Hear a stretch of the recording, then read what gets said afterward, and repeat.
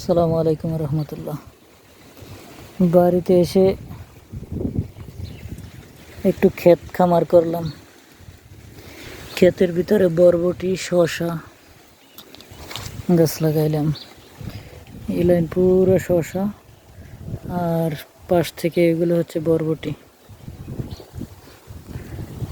এবং এই পাশ থেকে এগুলো হচ্ছে করল্লা। মাশাআল্লাহ, সব গাছই মোটামুটি ভালোই শক্তি দেখা যাচ্ছে গাছে। বাকিটা আল্লাহ ভরসা। বাড়িতে আসছি 1 মাস হয়নি এখন পর্যন্ত।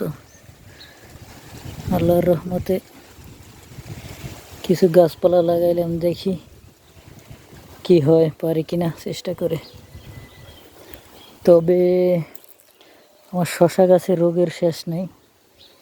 শসা গাছে প্রথমে লাল পোকা ধরছিল, সেগুলো ওষুধ এনে স্প্রে করে শেষ করছি, কিন্তু বর্তমানে বড়া পোক লাগছে। কেমন যেন পাতা বড়াই বুড্ডে যায়, শুকিয়ে যায়।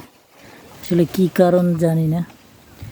যদি কারো জানা থাকে অবশ্যই জানাবেন, কারণ গাছগুলো এত বড় হয়েছে, কিন্তু হঠাৎ করে দেখুন পাতার কি অবস্থা, একেবারে শুকিয়ে যায় প্রতিটি পাতা। কারো জানা থাকলে কোন ওষুধ দেব কমেন্ট করে জানাবেন। সবাই ভালো থাকুন, আল্লাহ হাফেজ।